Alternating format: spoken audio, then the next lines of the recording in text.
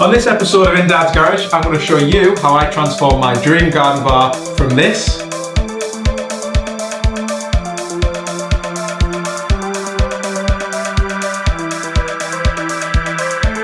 to this.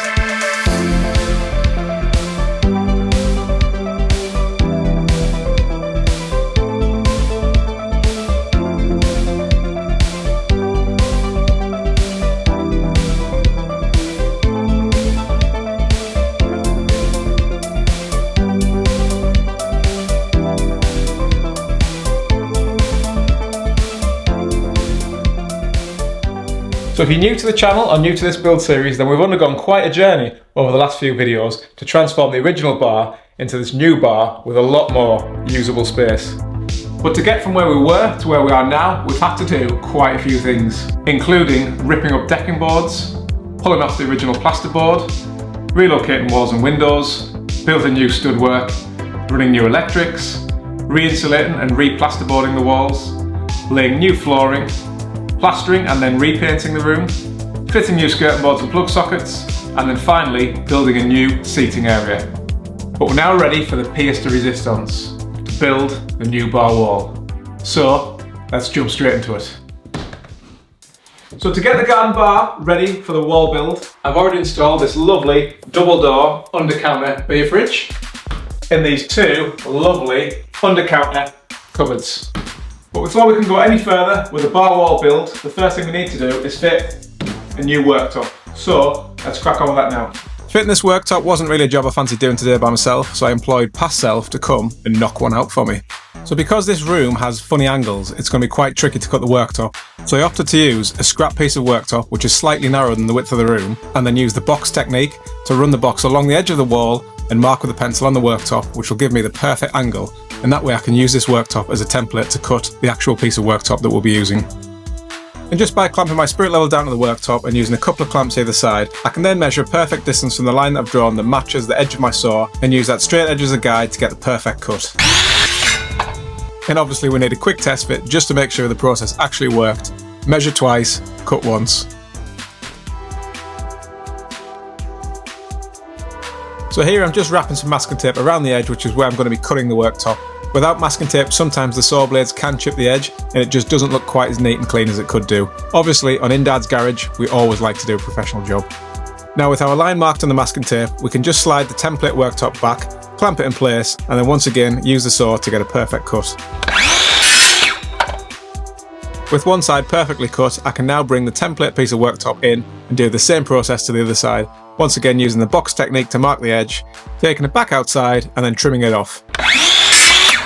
With the other side of the template cut, I can then manually manhandle the worktop, spin it around without giving myself a hernia, and clamp it to the other side, line it all up perfectly, and then one final cut. All that's left to do now is clean that bad boy up, slide the wrapper off, and see if we can slot it in nicely.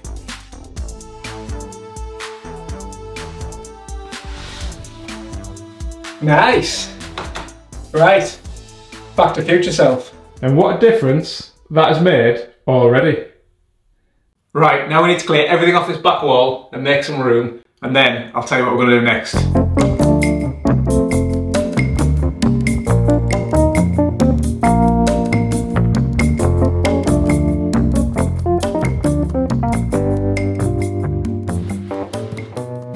So because I'm going to be doing a lot of screwing in this bar, I'm going to be fixing a lot of things to the back of this dry wall, I'm going to line it with some plywood. This is going to allow me to fix things directly to the back wall, rather than messing around with loads of these drywall fittings, which I'll have to install first, and then put this wood panelling over those screws. Then I'd have to fumble around trying to find the hole again. And we all know that's very embarrassing and a complete turn off. So to transform this back wall, I've got some lovely grey slat wood panelling, which is going to provide a nice decorative but modern focal point for this wall. We're then going to mount the TV in the middle, and we're going to have some more optics either side, and then finally, to frame it all in, we're going to use some of this lovely furniture board like I've used down here for the seat. To line the back wall, I'm just using 12mm plywood sheets. They're 1.2 metres by 800mm wide and they fit perfectly. Using a stud finder, I can do a pass of the wall and find all of that timber work that's hiding behind the plasterboard. When the light turns green, that indicates we got wood, and then we can mark it and transfer those lines onto the plywood with a straight edge. This will allow us to identify where all the timber framework is behind the plasterboard, and then fix these plywood sheets directly to that, giving it a really firm grab. I then just repeat the process for the other two boards. The third one does need a little trim, as the ceiling does seem to drop down a tiny bit in the corner. But trimming 10mm off and we're good to go. So next up, I'm going to fit these lovely slatted wood panels to that wall. But rather than fit them vertically, which is the more traditional approach, I'm going to fit them horizontally or lengthways for two reasons. One is I think aesthetically it's going to make the room feel wider because the eye will follow these horizontal lines. And reason number two, it's going to be easier. Perfect. Before mounting the wood panels, I just needed to get a rough idea of where the TV was going to go. This is important because I want the wire to run behind these wood panels so it didn't dangle down and look ugly. I decided to use a little gap between the two plywood panels as a perfect little channel to run that wire. Just pinned it in place with a bit of masking tape. Then I could mount the first board using drywall screws because they're black and they're blending really nicely to the felt line backing. Next, I just made a little relief cut in the felt so the wire could poke through cleanly. I then mounted the next board straight on top of it, lined it up, and pinned it in place with a few more of those black drywall screws, and job done. I'm really pleased with that, and I think the horizontal lines was the right decision.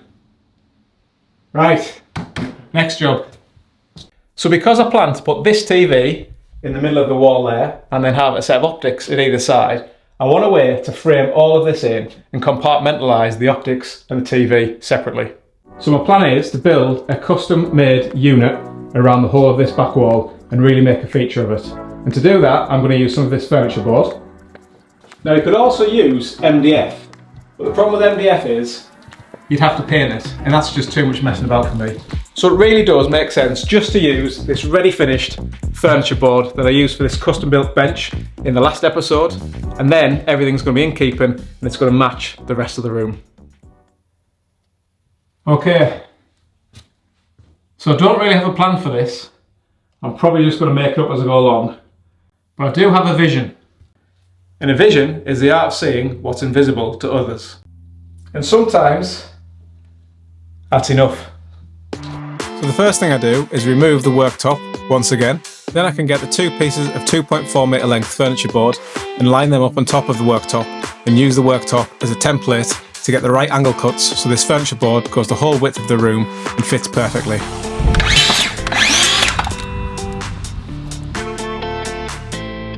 With the worktop back in place, we can test fit the furniture board, and as you can see, it fits perfect, like a glove. In fact, I've even impressed myself there. Just using my spirit level, I prop up the top piece just to check everything lines up nicely. Then just propping up some standard 1.2 m length side pieces and resting the board across the top. It's then given me an idea of how I'm going to build the rest of this, and we get to work. The first thing to do is cut 4 even length upright pieces, and to do this I'm just clamping the previous 2 onto the new pieces of board, marking them with a pencil, and then using the circular saw to trim them. That gives us 4 perfectly even 1.2 m length uprights. And a little top tip right here, put the sticker facing the wall and we don't need to mess around trying to peel it off. So with the uprights in place, I get my tape measure out and I just check the measurements and work out roughly how wide I want them and transfer those measurements onto a scale drawing because yep, that's the way I roll. But joking aside, it's actually really good to have the measurements written down, then I can refer to them and just make sure both of these uprights are evenly spread and level before we commit to making the shelf that goes in between them. Nice! So here I'm just using a straight edge, aligning that to each of those uprights to make a mark of exactly where I need to cut the shelf. I then clamp that straight edge to the side of the board and use it as a guide for my saw to get a perfectly straight cut at each end. So after one final quick measure, we're ready to dismantle this, reassemble it on the floor and start fixing this thing permanently in place.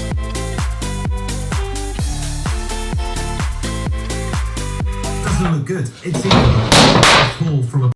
So this isn't the easiest thing to do on your own, but a few clamps and a bit of improvisation and we managed to get it propped up temporarily. A bit of wood glue on the end, we can then pin it in place and at least get the first end piece supported. To provide a little bit extra strength, I'm just using these L-shaped brackets on the corner pieces and putting in a few screws after drilling a few pilot holes first.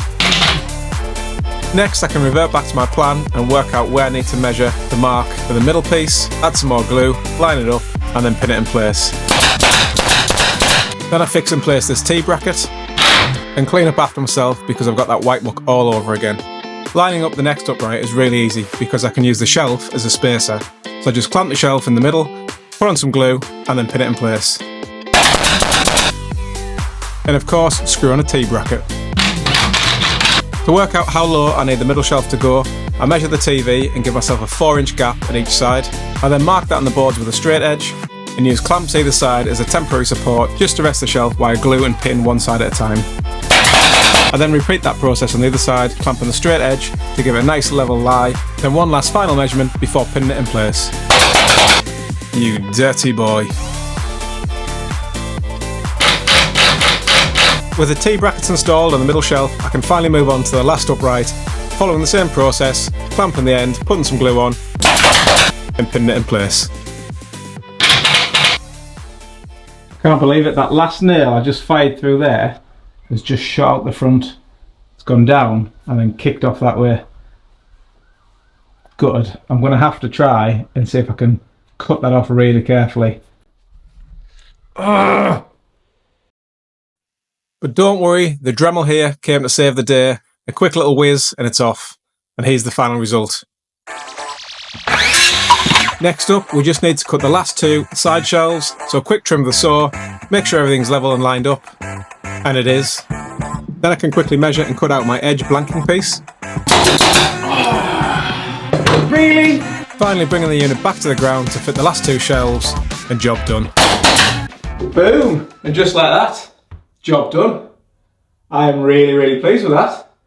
So a few lengths of furniture board, a bit of wood glue, and my nail gun, and we've knocked together a really professional looking, or professional in my opinion, looking wall unit. And it's done exactly what I wanted to do as well. I want to compartmentalise the TV and the wall optics and have them separate. And then I've got plenty of space down here for other accessories, which I'll show you later in this video. Right guys, so because I want to mount this TV exactly bang slap in the centre of that wall, I'm going to use my laser level to hopefully do a bit of a cheap, easy way to work out how high I need to get that TV mount. So I know I want a 4-inch circumference all the way around this TV, so it's exactly central. So what I've got is my laser line shining above the TV, and I've got a tape measure here, and I'm going to basically measure and adjust the laser so it's exactly 4 inches above the TV. Now that would be where the top of that centre console furniture board would be. So then I can take the TV unit off the wall, I can measure the distance between the top of that laser line and the top of the TV wall mount, and then basically just replicate that measurement on the wall there, and it should be perfect. So let's do this now.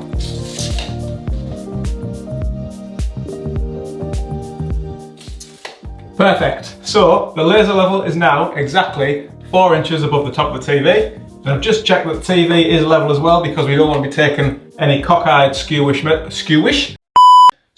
measurements. So what I can do now is take the TV off the wall, just like that, rest it gently on there, and then what I can do is just take a measurement from the top of this line to the bottom of this rack, which for ease of measurement's sake is 14 inches.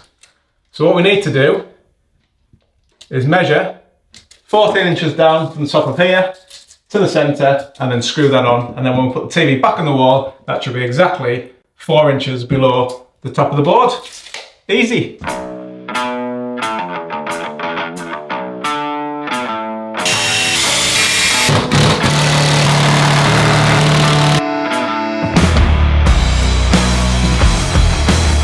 Nice.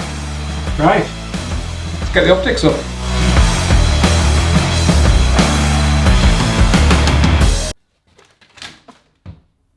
I don't believe it. I've ordered this from exactly the same company as I ordered that one a couple of years ago. It's arrived.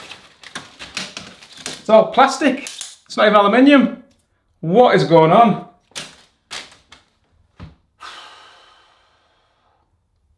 Sending that back.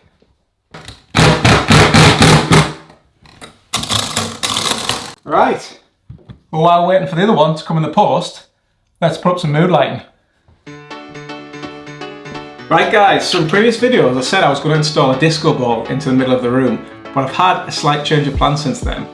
What I've done is I've gone out and I've bought this corner V-shaped extrusion, this aluminium extrusion, as you can see here. And what this does is this houses LED light strips. So this will go around the whole ceiling, in the corner of the whole ceiling, all the way around the circumference of the room. And it's also going to go around the sides and the top of my new bar wall build at the back. So we'll put that up and then we'll fill it with this LED light strip, and then you put these plastic covers over it, and what that'll do is it'll produce a lovely glow around the whole corner of the room and around the wall bar at the back.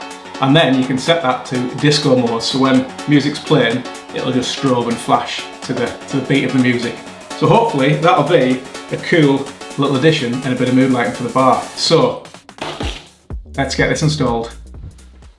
So this lighting kit comes with brackets to install that extrusion around the room, but I found these quite fiddly and I didn't really want to put loads of holes into the corner, so I opted instead to use some decorator's cork. This is a great alternative and it just grabs the extrusion, sticks it in place really nicely, making a nice clean installation, and that's what we like on In Dad's Garage. Because it's aluminium, I can just use my chop saw to trim these down to size.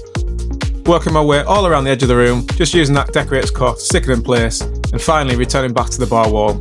For the bar wall, I decided to do something slightly different, so instead of using decorator's cork, I decided to drill some pilot holes through the very corner of the extrusion, and then screw that in place with some of those black drywall lining screws. What this will do is just help to frame the bar wall and keep it in place, and then I don't have to put any extra fittings to make sure that it doesn't slide forward or backwards, killing two birds with one stone.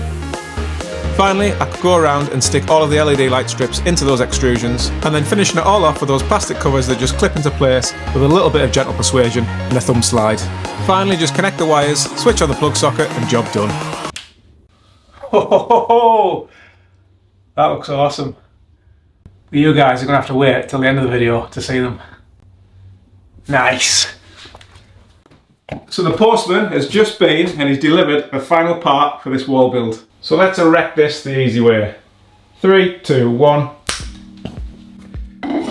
So, here we go. A 7 compartmental wine rack. 900mm tall, and it'll fit exactly perfectly floor to worktop at either side.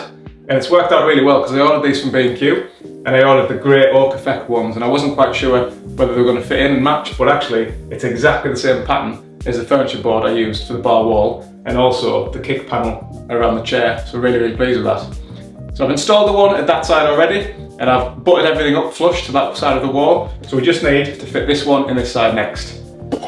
And order some more wine, because I actually drank that last night. Like a glove. So I just need to get these fixed to each side of these cabinet units and secure them to the top of the worktop, so we'll do that with a couple of screws and a couple of brackets, and then I need to measure a nice little trim end piece for here. Unfortunately, I do have a few pieces left over from the wall build, so I can use this to make that final end bit trim and box that in really nicely. So again, another happy mistake, but we'll do that in a minute. First of all, let's get them fixed in place.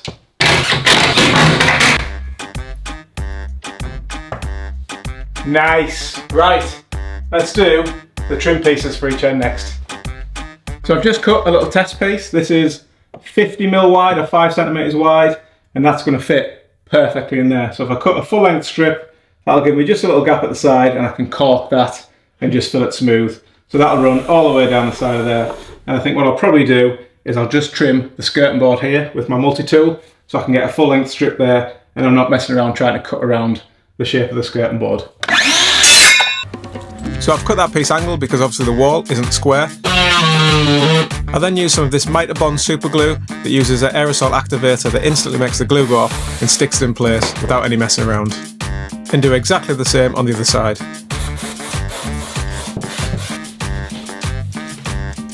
To finish it all off, I just install the under-counter kickboards, quickly screw the brackets in place, and they just clip in.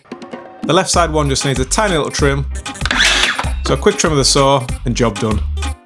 And while I'm on a roll, I may as well install the under-counter wine glass hangers. Nice. And just as I finished that, the postman arrived with the new replacement aluminium wall optics. Let's get these installed. Now we're almost there with this wall build. The final thing to do is just go around all of the edges and make sure all of those gaps are filled in with some decorator's cork along the extrusions and along the side of the wine racks. Then finally, using some grey silicone sealant, I can seal around the edges of the worktop, and that is job done. Boom, and just like that, done. Right, there's just a few more things over there that we need to get installed over here, and then we'll almost be ready to get this bar stocked up.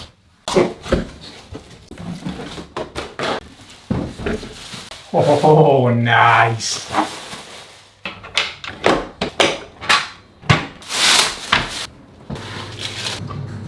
Right guys, B machine's in, the woman in the corner's plugged in, B fridge is on, chilling.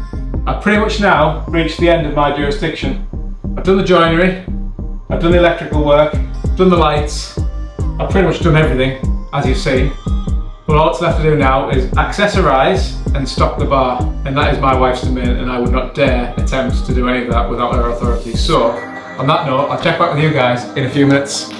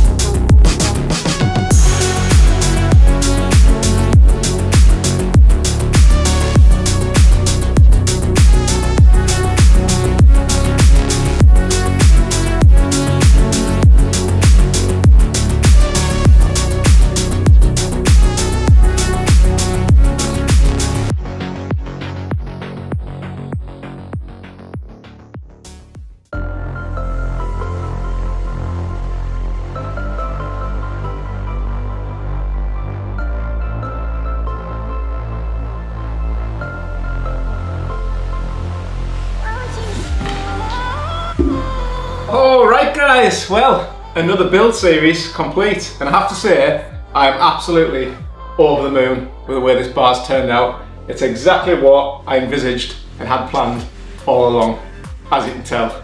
So, I think I deserve this, so cheers!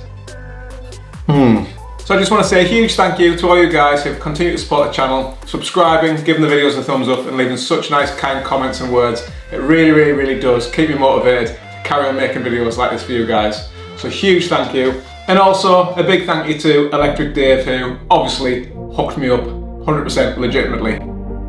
I'm Dave, I'm the electrician. Dave the electrician! But that's all for now guys, so thanks for watching and I'll see you in the next one.